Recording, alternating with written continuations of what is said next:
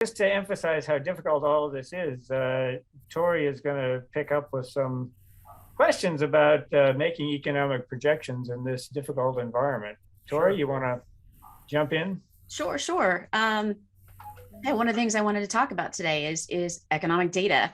Mark, you and I were talking earlier. You and I met years ago. I won't say how long, when I was just a newbie revenue forecaster, and trying to gather economic data about the state I was working for and predict where the state's tax revenues were going to go. So, economic data and the future performance of the economy, they play a really important role in driving fiscal and monetary policy decisions. We policymakers in Washington, whether it's fiscal policy or monetary policy, they watch measures of GDP, inflation, and the labor market to understand where and how to direct policy. But the signals that we've been getting as the economy emerges from COVID, or at least the recession that was induced by COVID, have been a little bit discordant and pretty volatile, especially jobs data. And of course, one of the first rules that you and I both know of economic forecasting is garbage in, garbage out, meaning you could have the best model in the world, but if the data that you're using is wrong, then the forecasts from your model are going to be wrong too. So I'd like to talk with you a little bit about why the economic data has been so volatile, and more importantly, how economic forecasters like yourself have responded. And I wanted to start with the obvious, which is the jobs data. The headline jobs data, the monthly unemployment rate, and the number of jobs created, which comes from a different data source, the establishment survey. They've been moving, it seemingly, in different directions. Job growth has been slowing, and it's been very erratic. Big boom, boom, 1 month, bust the next month, but the unemployment rate's been dropping like a stone. So I'm wondering if you could tell us a little bit about what accounts for the seeming diversion between the two measures of the labor market, and how should policymakers interpret those two data points?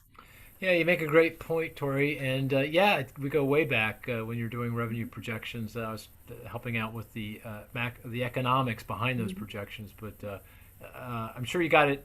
You nailed it. I'm sure you were a great forecaster. It was easy. The economy was growing then. It was, it's easy to forecast a straight line. That's actually a good point. Yeah, if it's going in one direction, that's a nice thing. It makes forecasting a little bit easier.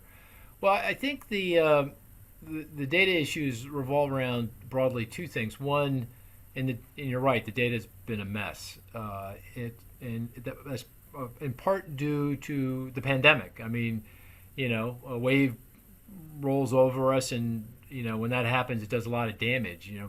People get sick, they stay home to take care of sick family members, or fearful of going to work and getting sick. So you see the job market kind of hit a wall, particularly in those industries that are kind of on the front lines. Leisure, hospitality, retail, healthcare, recreational. So things, the kind of the industries that are most directly impacted by the pandemic. Then the wave passes through, and the economy comes right back to life. People start doing things again, and you get the jobs back, and so you get these big swings in monthly job gains. So I think the first reason for the volatility in the data is simply the pandemic. It's just scrambling things. Second thing is, again, the pandemic, but it's just the way the government measures things, the way they construct their surveys and construct the estimates and do all the statistical analysis and seasonal adjustment and everything else. And there's a lot of aspects to those measurement issues, but one of the most significant is just response rates. When you mentioned the employment from the payroll survey, that's kind of the number we look at to gauge employment growth. And then you mentioned the unemployment rate that comes from a survey of households, the household survey. Response rates for both have been very low since the pandemic hit.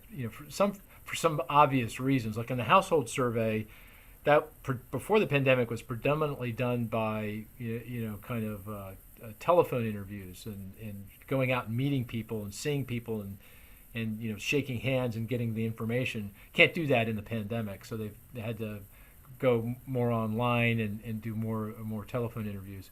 And then on the establishment survey, that's the surveying businesses, that was done Also, I think mostly by telephone, very little based on the web, believe it or not, even 2 years ago. But now it's increasingly done on the web, and the telephone interviews have fallen. So, but response rates have declined during this period.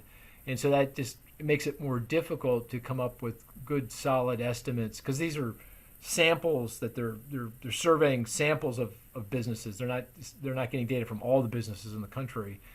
And then as they get more information in, as the surveys responses start to come in and they get more complete information, they revise the data. And then, of course, I'll mention one other thing, and then I'll stop. I mentioned seasonal adjustment. There's a lot of seasonality in the data, as you can imagine. You go through the winter, you're just not going to see the same activities you're going to see in the spring and in the fall. And the government tries to adjust for those seasonal patterns to try to get to the underlying trend, to abstract from the seasonality. But that is a statistical effort that got all messed up with the pandemic and when it hit, and it just created havoc in the statistical analysis done to create those seasonal adjustments. And so that complicates things enormously. But that's just two of many other measurement issues that are, I think, behind the difficulty we're having kind of measuring what's going on in the economy.